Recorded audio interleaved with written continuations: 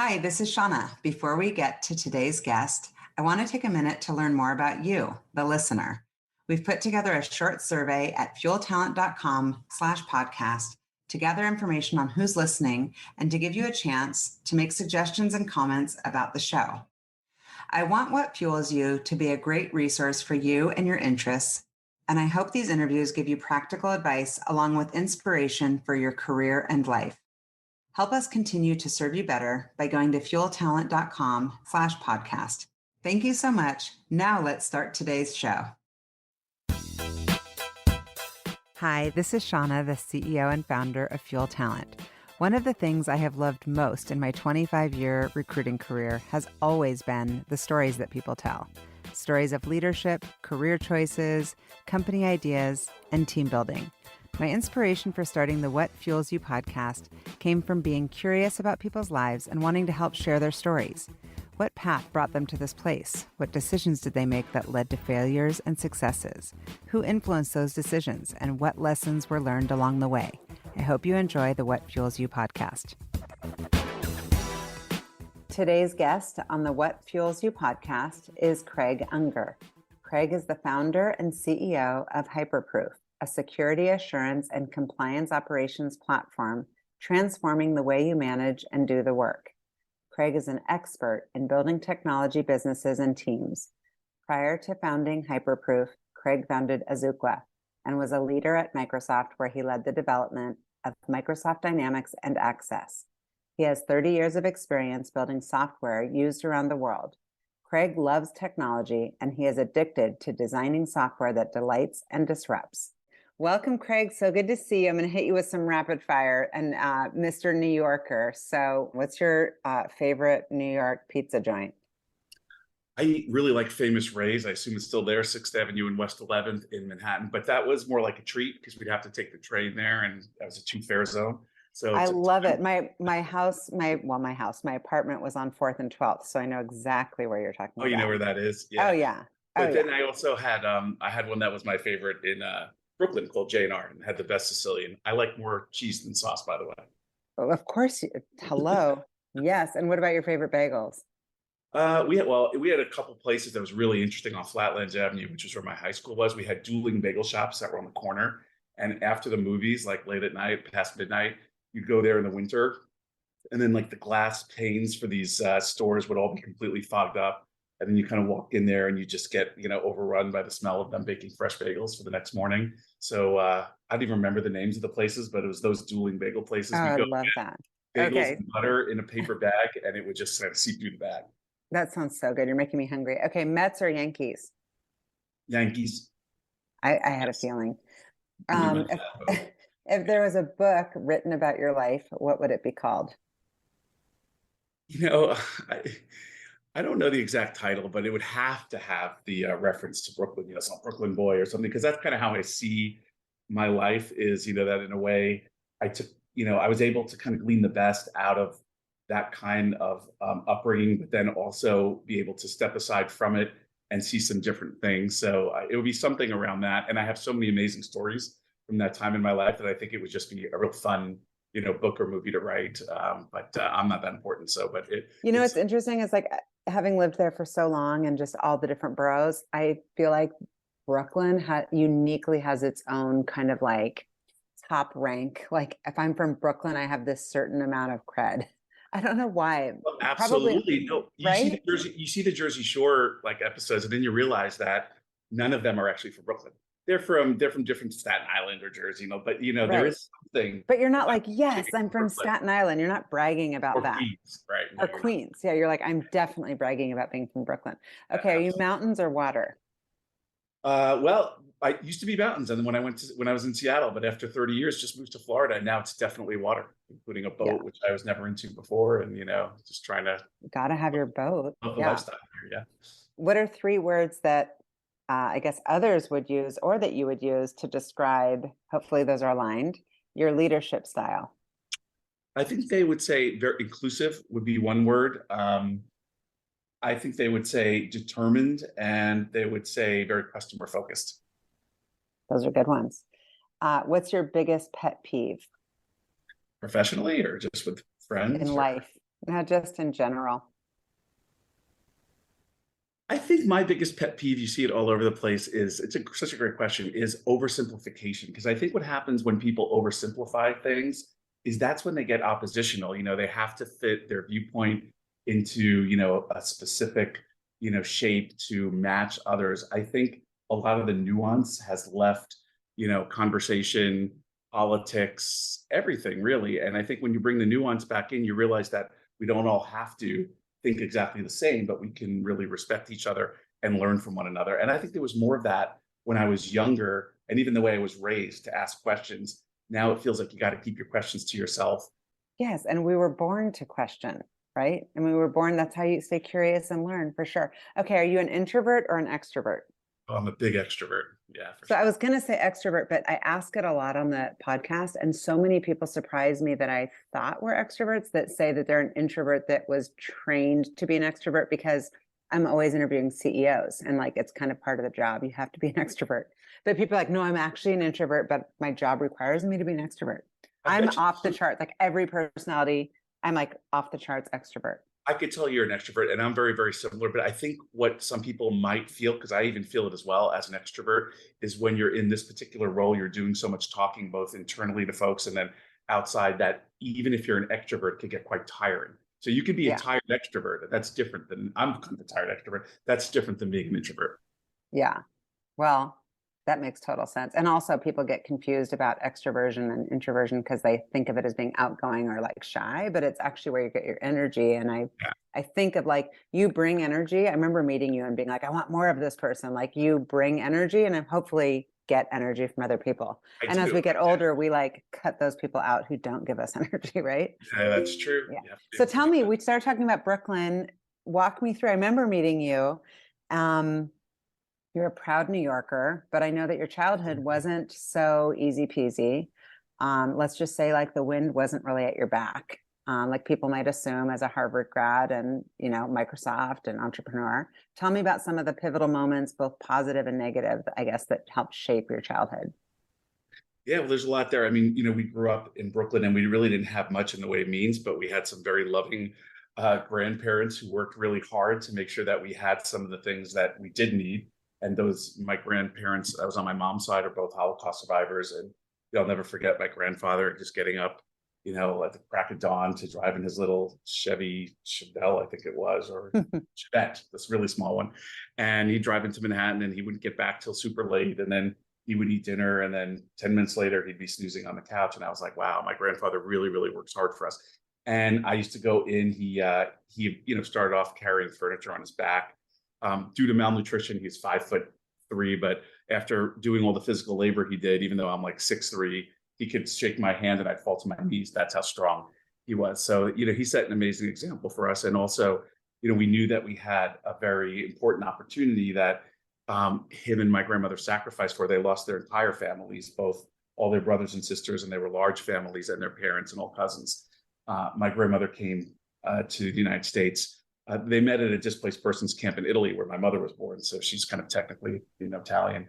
And then my grandmother came to the U.S., but my grandfather couldn't get in. So he had to work for another few years. They were apart. Then they came to the U.S. and had my uncle 7, 8 years after my mom. So and then my mom had me and my brother very young. So in a way, we were kind of one big family versus being three generations. We kind of all felt like kids of my Did you grandparents. guys live together? We did. After for a while we didn't, but my parents also were divorced when I was around 12, and then my grandparents had a two-family row house in Brooklyn, and a lot of folks made them into illegal three families by taking the garage and converting half the garage into an apartment, and it's about a 350 square foot apartment. My mom would basically sleep in the living room. She ended up going back to law school, by the way, but that's kind of, we lived in that apartment with my grandmother. And when my mom went back to school, when my grandmother would be the one who would greet us, for instance, which was great. She was there to greet us when we got back from high school, and she was always there to feed us or put a few dollars in our pocket. So it wasn't easy, but we had a very close, tight knit family back then, and that's just kind of what felt normal for me. And Growing up. your parents, your grandparents on your mother's side were the Holocaust survivors, and they were the ones who financially kind of helped support you and lived with you. And then what about on your dad's side? Well, on my dad's side, they unfortunately my grandfather was he died early, and actually, I'll share he was murdered in New York. So that was the first, that was kind of when I was 6 years old. That's all I remember. Let's just put it that way from my very young uh, period of time when I was very young, because it was just such a disaster. He was a wonderful guy, and then my grandmother she was never the same. So we weren't really close after that period of time. But they had come to the U.S. one generation before, so they missed, thankfully, they missed the Holocaust, et cetera. Yeah. And so, as far as being Holocaust survivors, is that something that they kind of wanted to keep that story alive, to kind of like never again, never forget, that type of thing? Or did they completely assimilate and try to kind of move forward? Neither of those. They didn't assimilate. I had a whole bunch of people who I thought were really my aunts and uncles, but they were just super close friends of our family that I used to call aunt and uncle, like literally a dozen or more people. And it was just such a tight community. Of course, they did also assimilate. I mean, they of course obviously spoke the language and all that. But at the same time, they also, and in my grandparents' case, they really didn't want to talk too much about the Holocaust because it was too painful. But they did, like Spielberg wanted to talk to my grandmother, and she didn't actually want to do it. My grandfather and my grandfather and my grandmother both did talk to me, and then before my grandfather passed, he also talked to my niece about it when she was doing a project. So we did hear some stories, but it was never something he wanted to really talk about in great depth. Yeah, that's just an unbelievable. It's just unbelievable when I hear these stories. And I think they're important to keep alive for sure, especially because that generation is passing on. And for like my kids and our kids' kids, important obviously to keep those stories alive. And they are very important to my kids, which I'm very happy to say. They understand. So at least in this generation, it didn't lose too much significance. Yeah. How old are your kids now? So 19 and 17, one is a freshman over at USC in California, and my younger is a junior in high school in Seattle. Wow. Yeah, that's crazy. So things have gone. I haven't seen you in a while. In my mind, they're like, time stood still. I'm like, It's they've got to be like 13 by now. And I'm like, yeah, I guess time did move on. oh, That's how it my works. older's like a half inch shorter than me, so Oh, that is it's nuts. very different. Yeah, You must be proud. USC is like near impossible to get into. That's very crazy. proud of both kids. Him for what he's done. My younger is really into aviation, so he spent a few thousand hours on flight sim, and then he's in an aviation high school called Riseback Aviation in Seattle, and he's done internships with the Blue Angels, and he's done projects at Boeing, and he's just That's amazing. yeah, they're I'm both always blown amazing. away when kids know what they want to do at that age. I'm like, I had no clue. Like, speaking of which, so what did you know what you wanted to do? I know you were like Mr. Math and super smart. So who kind of introduced you to education in that way? I mean, were your parents educated like you? My mom had dropped out of Brooklyn College, but then eventually she went back and then went to law school. So, and my dad had graduated from Long Island University, and he was like kind of an accountant. He would do auditing of financial firms, et cetera. So he was really facile with numbers. So when me and my brother were younger, he would give me and my brother math problems, and we'd have to try to solve them in our heads really quick. So eventually, they put me up against a calculator, and as long as you kind of give me the problem, it's not too many digits before you start entering the calculator. I used to be able to beat the calculator, so that's how I kind of knew that I was like I had some affinity for math. And then really I just it's once I started getting closer to high school, I guess I started to get really nice grades, and I really looked at it more of as, hey, I could do really well in school. I probably should. It's probably really a good thing for my future, et cetera. So I started really concentrating then. But I don't think there was like there was a focus on education in the sense that I know they all wanted us to go to college and that kind of thing, but there wasn't a massive focus on excelling, in your Hmm. grades and being advanced and all those things. And also people then just didn't know as much, right? You just didn't know, what is the way to take a child and perhaps accelerate them. So it's just a different generation, but yeah, the Yeah. basics were there. And who planted the seed around like Harvard, or in general, what were you looking at? Did you have, I mean, because today it's like people have college counselors and it's just like, oh, you need to go like build a house in Guatemala and you should probably take Mandarin and you should probably do coding. I mean, parents are just so helicopter Yeah. versus how we were raised. Oh yeah. No, my Who mom was was actually, who was influencing kind of how you approached that period of your life? well, what happened was, my mom was she wanted us to do well, but she was also very busy because she just went back to law school. She was a new lawyer. So me and my brother would, kind of fend for ourselves, grab dinner and, do what we needed to do that way. But academically, I started focusing on it. And I didn't in high school or college, I really wasn't somebody who connected as much with the whole guidance community. I was kind of just off, doing it a little bit on my own. I thought, if my grades are good enough, maybe they'll carry me. But I never thought about anything like Harvard at all until the very end of high school. My brother is a year ahead of me, and he went to State University in New York at Albany. So, I thought I'd apply to, the state universities, the city universities, and a few others. But what happened was, uh, when I was a junior, I was called down to the guidance counselor's office, and a very fortunate thing happened where somebody who was recruiting for Harvard and was kind of recruiting in the inner city came in to meet people. And I don't know who else she met, but I was called down and we had a really nice conversation. And she actually put it right in front of me. She said, "Hey, would you consider applying to Harvard?" And of course, I was like, well, yeah, I mean, I'd love to. So what happened was I ended up applying early action to give myself the best chance, which is where you're here in December. And I remember when the answers were out, I didn't wait for the mail. I called up on the phone, and back then it was before all these IT systems, so they were actually turning pages in book. And I'm thinking they're turning the pages of my life here. And I said, Craig Unger, da da da, and then they're turning pages, and they go admitted. And I was kind of, expecting rejected. Accepted, who knows? But I didn't know. I wasn't tuned to admitted, so I basically didn't understand what he said. And I'm like, "Could you repeat that?" He said admitted, and then I said, "Can you look it up one more time? My name is Craig Unger." And he's like, "Yes, you've been admitted." He was annoyed at me, and I was like, "Thank you very much." Hung up the That's phone and just amazing. went, yeah, darting out. And my mom was working. My brother was already in college. He was, and it couldn't, this is before cell phones, so you couldn't necessarily get to him if he wasn't in his room. My grandmother was out with her little carriage shopping, and so I just went bouncing out of the house into the block, telling all my neighbors that I got in, which was actually truly amazing. So it's very, very Oh, fortunate it is set of super, truly circumstances. amazing. Describe for me, and I guess the people listening, like what your neighborhood was like. And I mean, because there's Brooklyn, there's all sorts of different neighborhoods in Brooklyn. Where specifically are you from? And where, I guess, are you still in touch with your high school friends? And what types of things are they doing relative to what you're doing?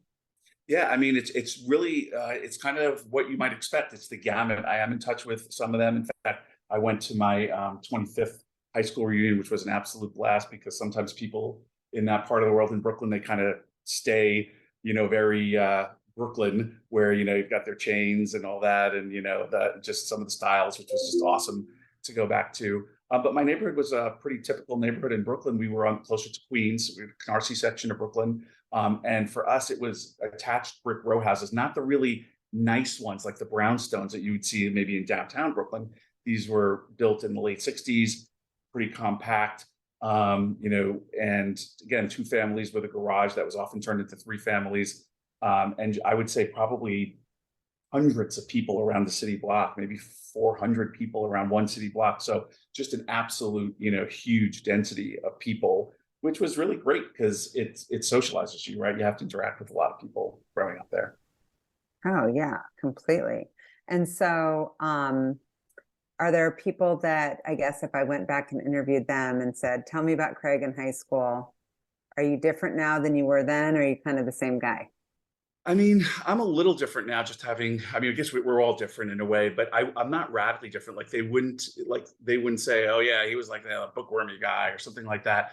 I wasn't, I played volleyball for a little bit. I wasn't a massive athlete or anything like that, but I always had a lot of friends and I like to socialize. I like to have good times, and, um, I think people who know me now would say, "Yeah, you really didn't change too much."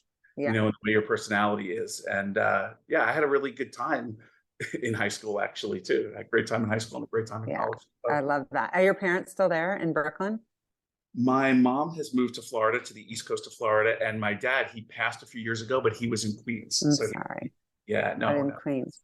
Yeah. Yeah, he was in So they must be super proud. That's so great. And so when you went to Harvard, you studied applied math and computer science. Was that with an intention of something, or did somebody say, hey, these would be great majors? Like, what was going through your mind, or do you remember? Yeah, I love doing computer stuff, and I did a lot of computer programming on my own. We saved up from like I had a paper route and saved up for our first computer. My brother and I, we kind of went half and half, and I started writing programs by kind of copying them out of these, Byte magazine and other books and things like that, and learned to program myself. And then I did some math, science fairish type projects programming. So I knew I loved it.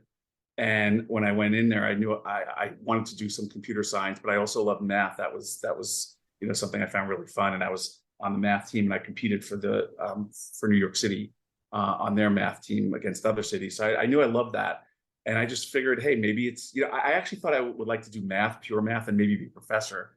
But I thought also my brother at that time was also going to medical school, so we had to be I wasn't going to be able to do a lot of grad school. So I thought, let me do something where I can, go get a reasonable job. And then maybe, when I retire, I can teach. I did spend 3 years in college teaching. That was as a course assistant. My first year, I worked in the student union. And the second through fourth year, I was a course assistant for second year calculus and linear algebra. So I really enjoyed that. I had a great time teaching. But at the end of it, I decided, let's just mix them both.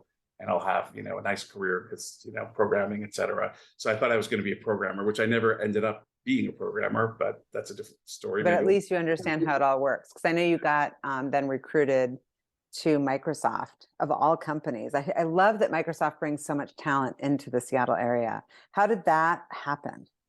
Well, there was a gentleman who was 3 years ahead of me, and he was a senior when I was a freshman, and he was my course assistant for calculus, second year calculus when I got there. And he was instrumental in me becoming a course assistant. So he had already kind of had that impact on my life.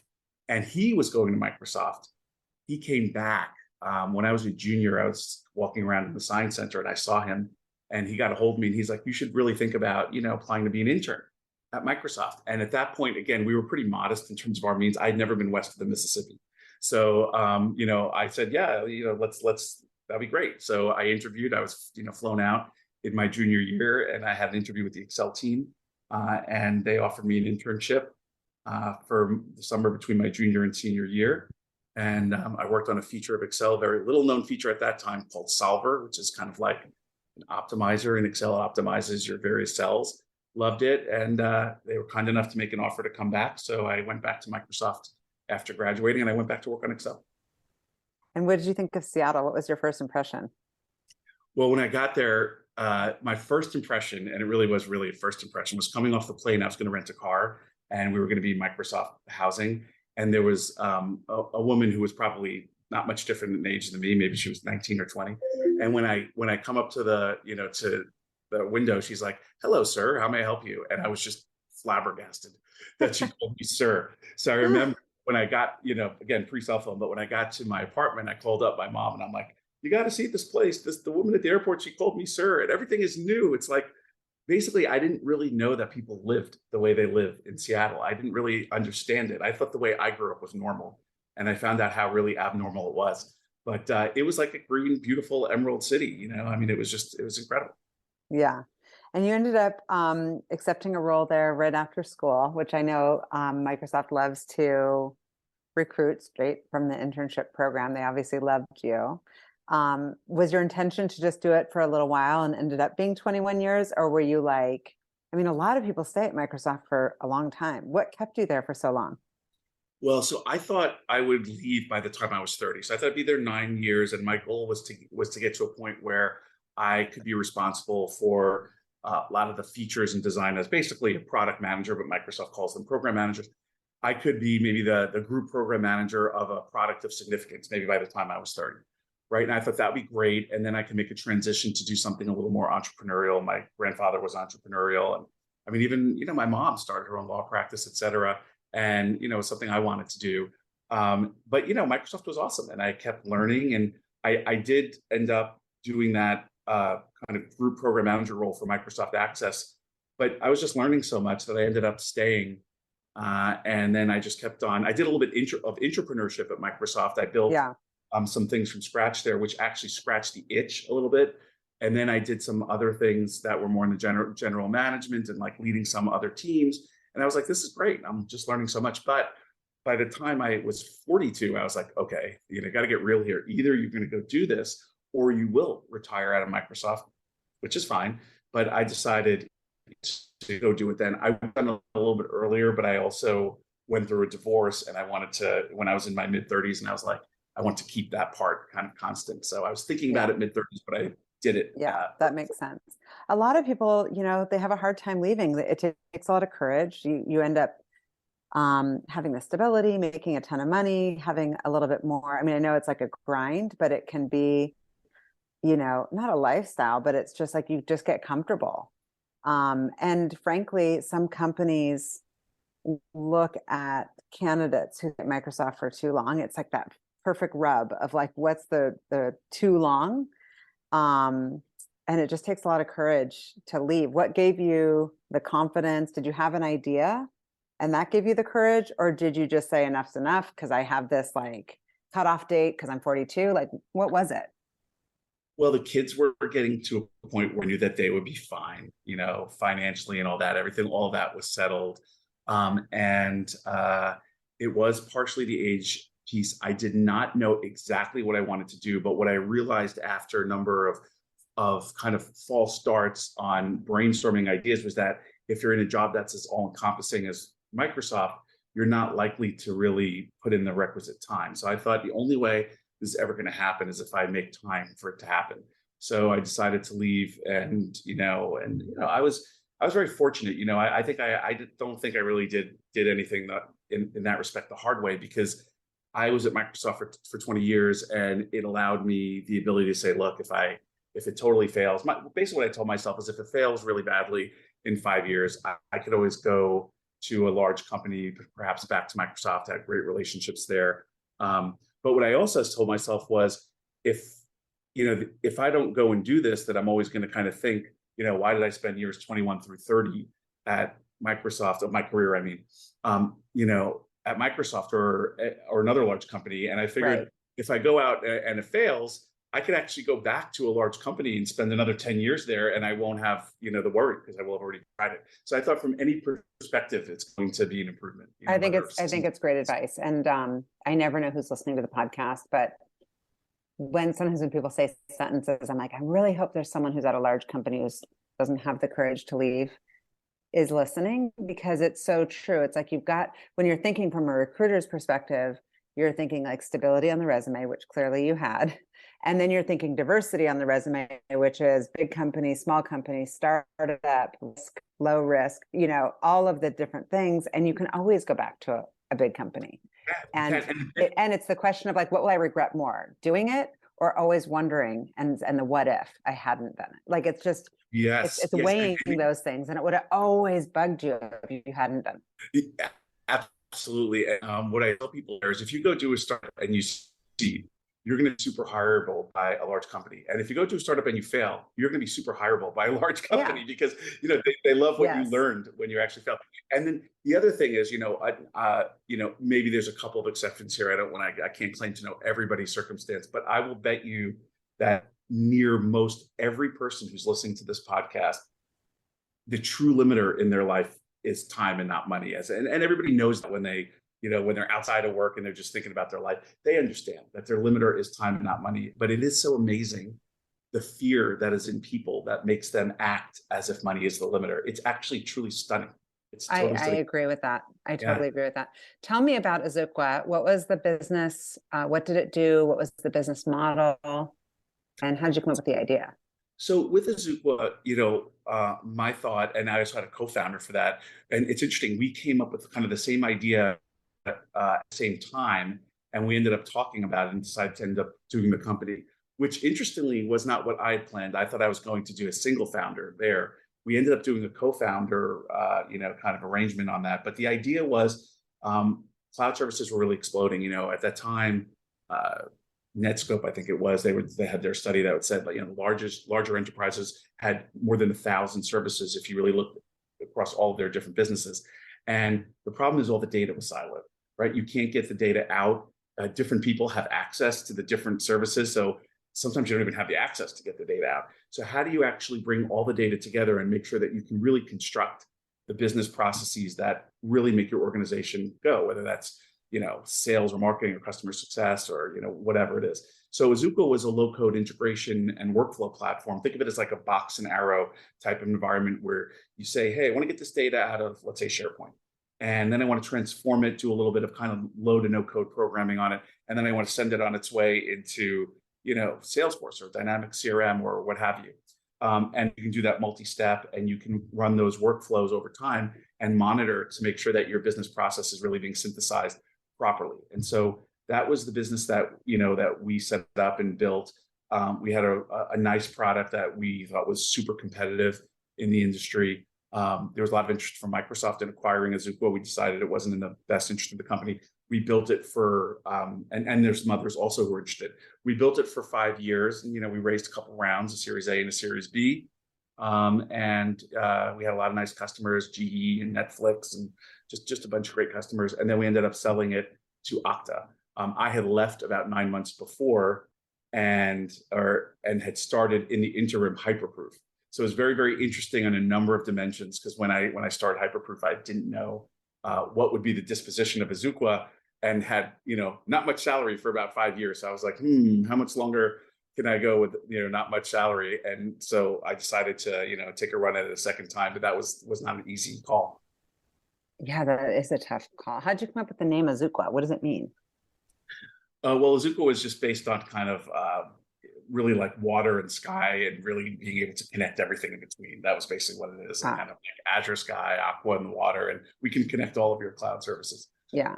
And the co-founder conversation I always think is interesting, because I don't have a co-founder. It's just me, the only, I guess, owner, founder. And I'm always, it's like a marriage, right? You go into something and it's a little bit of a rolling of the dice. Is there a vetting process, and how do you look at that? Do you just look at it?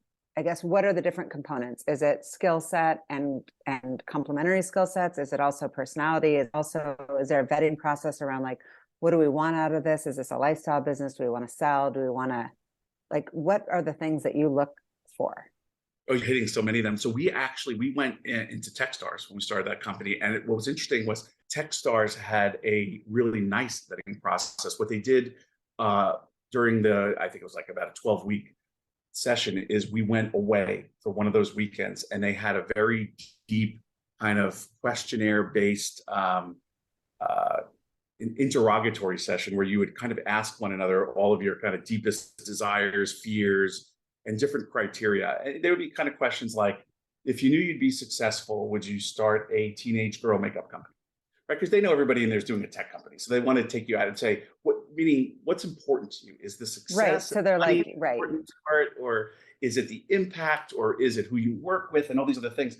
And so that was helpful to kind of figure out whether we were aligned. And I think at that time we were aligned, but that's like necessary, but not sufficient, because what happens is you get into, these crazy scenarios, startup where, you're a paycheck away from running out of money, or some acquisition offer comes in, and, you get a real referendum on what the different founders, idea of success is, et cetera, et cetera. And it's impossible, even through any vetting, to really go through all the scenarios that you're going to face. It's a little bit like, the first thing that dies in a war is the battle plan.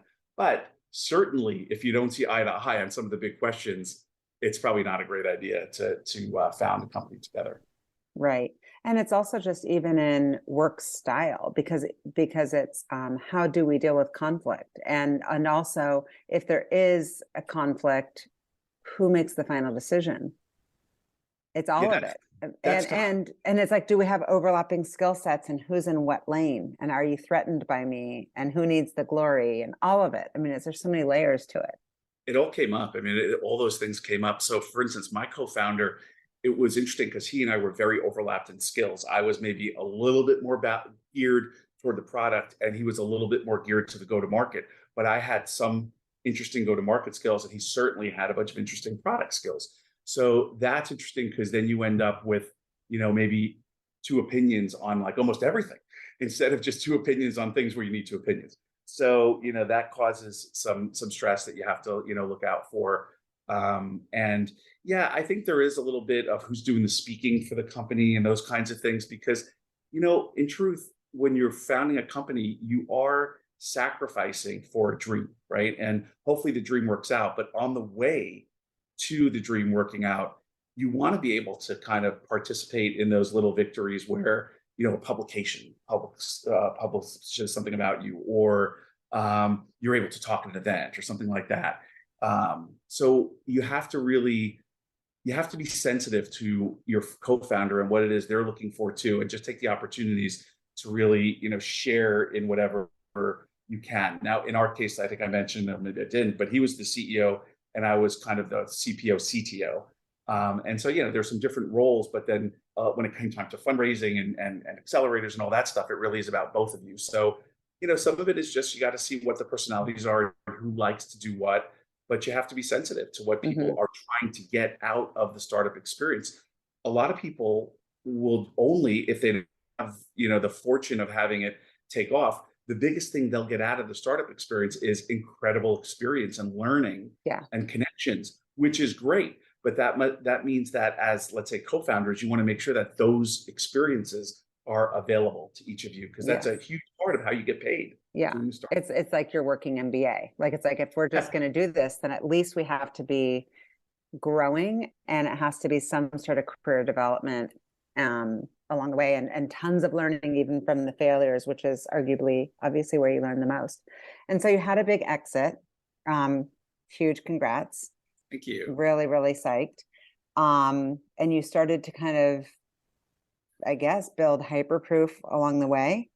So Hyperproof, There's no slowing down. well, actually, I started like 9 months before we had that exit. So I was still thinking, don't know what's going to happen with Azuqua, but wanted to do Hyperproof, and just kind of dove into it. And then that was around August of 18. Azuqua sold in March of 19, and so we were about 9 months old. And I was thinking at the time, we were only a handful of people, but it was an interesting referendum on how serious I was about the idea and the concept. It was also an interesting referendum on why I was going to kind of continue to, let's say, work in software or versus either just changing disciplines, trying something totally different, or even not working for a while, whatever. But I kind of looked at it and looked at what we were doing with Hyperproof and the social value of it, and really got enthused and said, this is great, not to just work on something that is a software product to sell, but something that can actually really, really help people.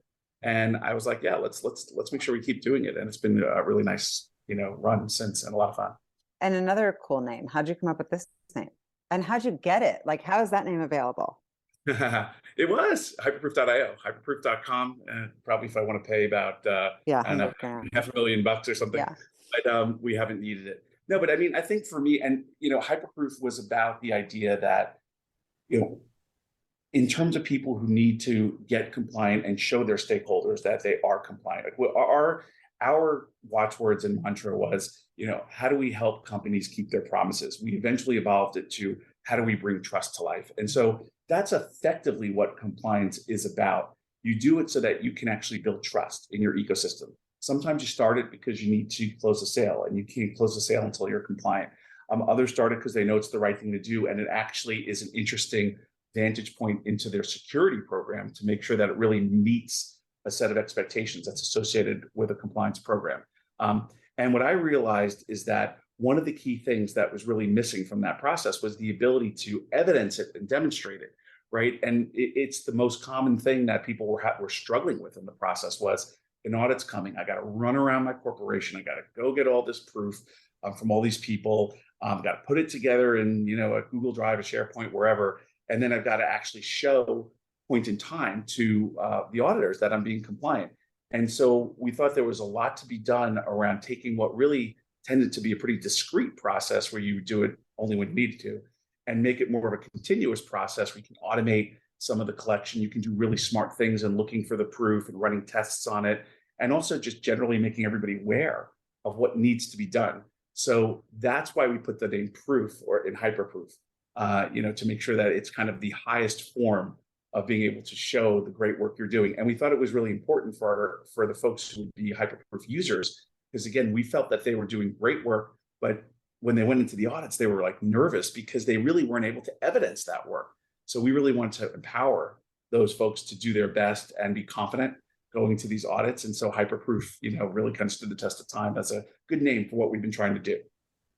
Well, and I also liked the way that it was explained. There's like a little video on your website where you're speaking about it, and also where I read about the timing, how obvious it was based on all the things happening, like with Facebook and the problem that you were solving, and how it was like the convergence of it, just like at the perfect time. But saying that kind of these audits happen in segments and in moments and different times, and that you're kind of, it's like an evergreen audit, like it's just constantly happening in the background, which I feel like that alone would make me as a customer just feel calmer, knowing that I'm not going to have any surprises. Well, exactly. Yeah, it makes you much more confident going into the audit. It makes the audits a lot simpler to carry out because the proof that you need is already in Hyperproof by the time you need to give it to the auditor. And then the other problem that you would see in kind of previous to Hyperproof would be people would get through the audit and they really wouldn't consider their compliance work for another 9 months until they had to prepare for the next audit. And so what happened is the security stance at most companies would really devolve after these audits were done. And with Hyperproof, you're working on it through the year. It's being automated for you. You get notifications when, for instance, proof isn't what we call fresh or up to at whatever frequency you feel like you need it. And so you just know the whole time that you're doing a good job at it, and it takes away a lot of the kind of the manual work, so that you can really pop up a level and say, what are we really trying to get done here as a company? One of the greatest things about Hyperproof is that it allows you to really model out what is a set of, they're called controls in the product, but they're basically processes that we follow. Card key readers and employee onboarding and offboarding and user access control and all those kinds of things. What are those processes that we're going to use that are really going to make us and all of our stakeholders, super confident in the work that we're doing? And you actually free up a lot more time to think about that. And the other thing that Hyperproof does is once you come up with those controls or processes, you can use them very broadly across a whole range of different frameworks, compliance frameworks. So the ones that, for instance, the US government asks you to do, or the ones that the EU asks you to do. And so you get a lot of this kind of reuse benefit. And so you feel like you're only having to do things once. It's never on the shelf and collecting dust. It's always there working for you. And so that allows you to really, over time, if you measure it over years, we've had customers for years now that have just enhanced their overall security stance by the work that they do in Hyperproof. So it's great because, I think just what's gone on in the last, I'd say 5 to 10 years is some of the focus has moved from these big data breaches, don't get me wrong, still super important and scary when they happen, to what are you actually doing about it? If you actually look at the fines that are levied by, let's say, the SEC has started recently, just kind of wading into doing the fines, you'd be surprised. It's not really about, oh, you had a breach. It's about you had a breach, and now we're looking at what you did over the next 6 months to a year, and you didn't do anything about it. And that's where compliance comes in, right? So that you have to really be thoughtful about what you're doing to make sure that you're preventing these issues. And most recently, there's draft proposed rules that are asking companies to take their compliance, not their breaches, but the actual work they're doing to enforce their compliance and report on it in their 10Ks. So this whole area of compliance is actually just growing so quickly in terms of the number of frameworks, the number of scenarios you're going to need to do it in. They're asking VCs, and they're starting to ask, I should say, they're proposing to ask VCs and private equity firms to actually do all kinds of compliance, financial and ESG, environmental and social governance compliance on all of their portfolio companies. They're asking now car dealerships to do more of the frameworks that banks would need to do because they're originating so many loans. And so this workload is it's going to grow out of control. And we're not even going to be able to staff it with enough people to do all this work unless we step in with a product like Hyperproof that makes it a lot more cost effective to do it and allows you to leverage what you've already done. So sorry, it's a little long description. You just answered my question, because I was going to say, can you give me some use case examples of ways that Hyperproof can come and solve I guess, problems that are coming up today. And I guess it's just going to be kind of endless. Can you explain the business model and like maybe a couple of examples? I read some testimonials on the website, but like a couple of examples of um, ways, I guess, if I'm a company and I'm asking you, which every company wants to know, especially right now in a down market, like, tell me about the ROI. What's the business model? And like, Yeah. how is this saving me money?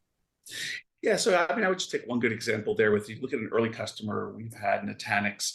They're a large, tech company, public company, and they really had a very difficult time getting all the different compliance programs across all their business lines. They have different products. The products are different maturity levels. Some of them have thought about security and compliance, and some haven't. So they were just spending way too much time doing way too little in the compliance area when it was all manual. And so we connected with them very early. They saw the Hyperproof platform and they started centralizing the controls that I'm talking about, the processes that are really going to work across all parts of our business. And then adding in the automations that we talked about, automated tests, and then getting all that information out to everybody who needed to know it. And so there's a strong work management part of Hyperproof that lets you, create tasks and assign tasks to people and make sure the stuff that needs to get done is getting done. Nutanix started doing that, and they expanded to, between 15 and 20 frameworks that they were working within Hyperproof. And they were seeing, and typically a customer would see 30 to 60%, sometimes 70% reduction in the amount of preparation time you need for your audits. And that naturally gives them the ability to just cover so much more of their products and naturally allows them to then keep so much more of their ecosystem, right? All the stakeholders, employees and stockholders and partners and all that much safer. And that's what Hyperproof has allowed them to do. And how do you charge them? So right now, the way it works is if you want to be compliant with a particular framework, some of these may be familiar to listeners, SOC or ISO or NIST, GDPR, I'm sure will be familiar to folks. We charge by the framework. We don't charge by the user very purposefully because we want to make sure that anybody in an organization or even outside of an organization, which we can talk about, who has something to add to the compliance process, something that'll help keep us and the ecosystem safer, that they can do that and that there's no headwind in doing that. So if you as a company say, we're going to do these 2 or 3 frameworks, we charge an annual subscription to manage those frameworks in Hyperproof, and you get a very wide range of capabilities against that. There are a couple subscription levels, so there are some features specifically for larger organizations that may be doing compliance across multiple entities. For instance, subsidiaries or different geographies or business units, they can upgrade to the higher SKU types. That's one way that maybe we charge them for those advanced capabilities. And then we scale up by the number of these frameworks. And the one other thing we've done in the last couple of years that we will continue to do is we've added different modules that are in addition to the core compliance scenario. So today we have a risk register that allows the company to track their all up risks. These are weather events and different, whatever the event is, political events, et cetera. And that strategic risk can connect back to the compliance that the team is doing at an operational level. So what happens is an automation doesn't run or somebody makes a mistake, it can go up and the CISO can see how the risk for the company is altered. That's actually a really powerful module. Oh, for the sure. other one, yeah. And it's causing us to be able to have some interesting discussions at a level that may be a little bit higher in the organization than when we started.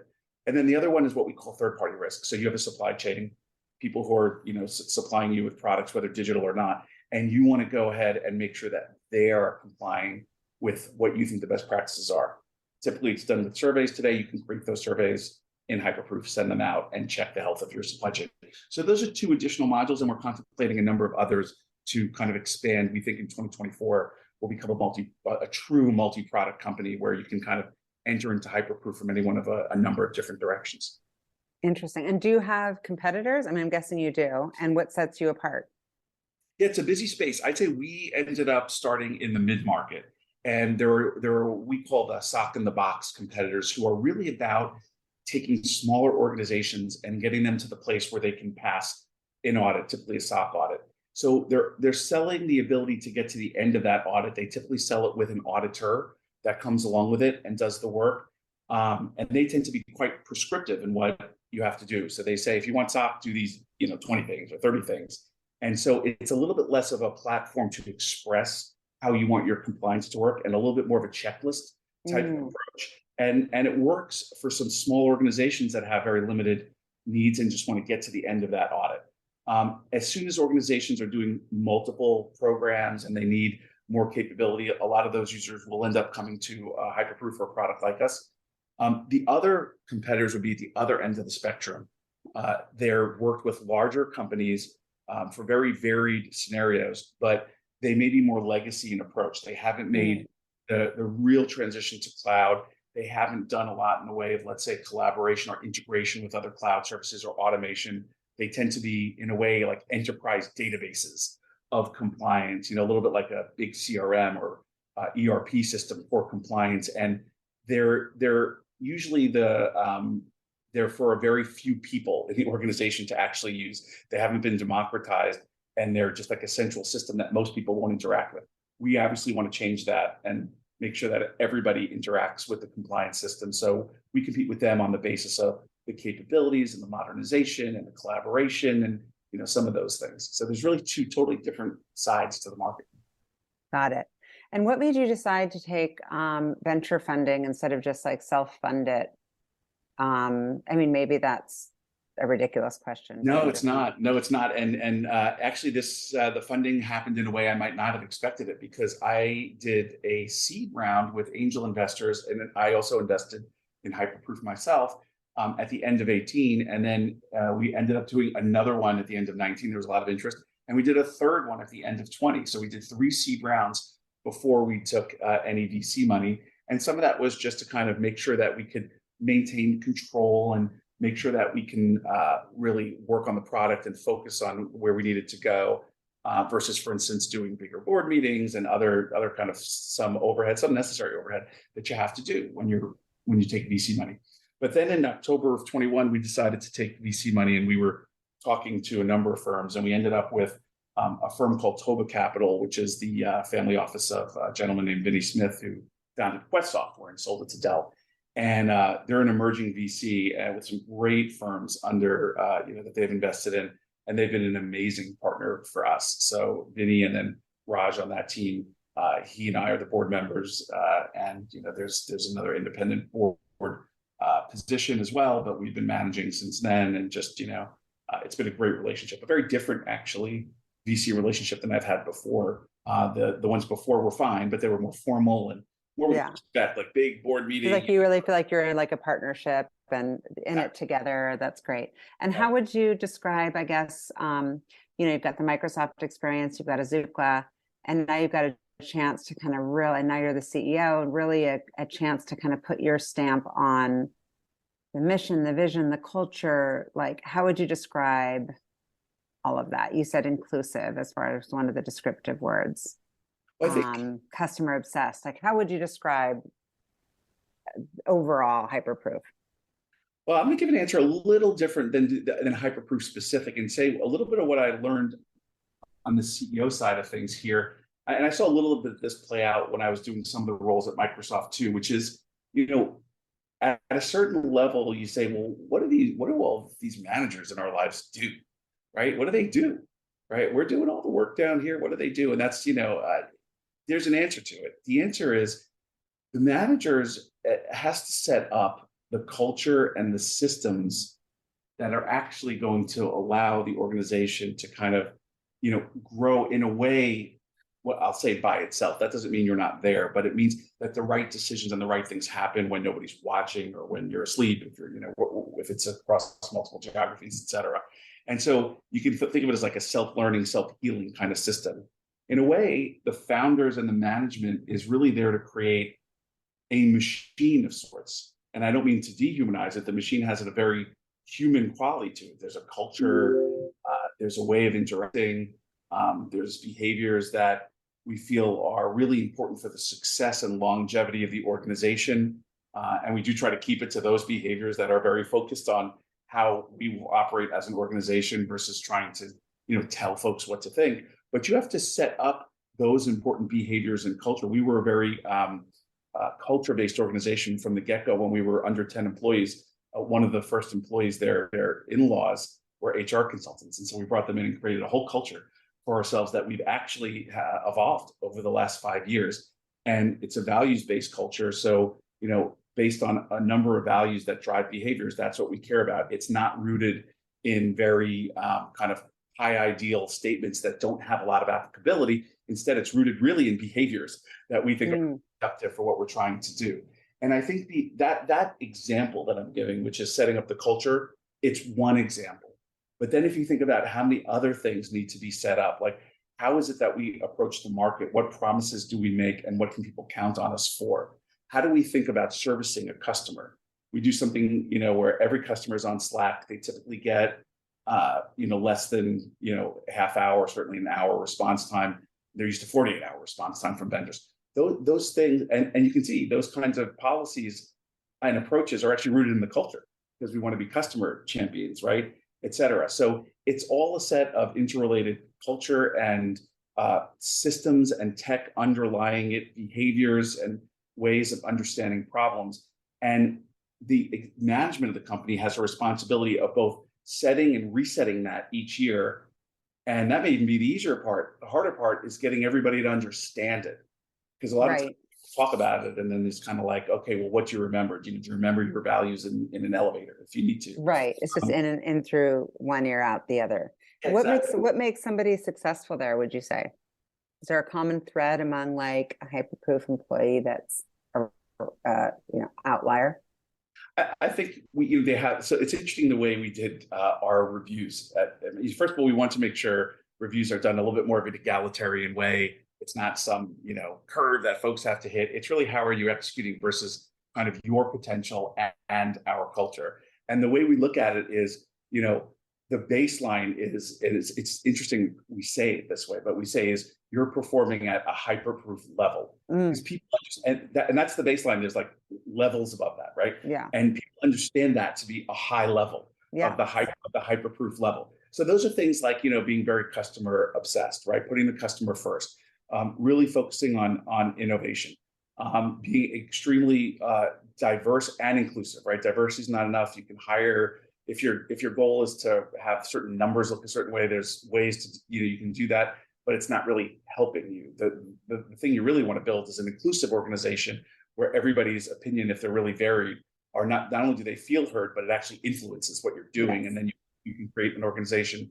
that reflects the world we live in better. So those are some of the things. Customer obsessed, is a big one. Team player. So there's one or two more, but if you do those things, then you end up in a place, and this is kind of what we talked about at our last all company. We do a once a year, because we're remote, but we do a once a year physical meeting, and just talking about you can really tell a lot about a culture of a company if you look at some of these outlier and wonderful employees, and you ask the following question: are they trying to set themselves apart?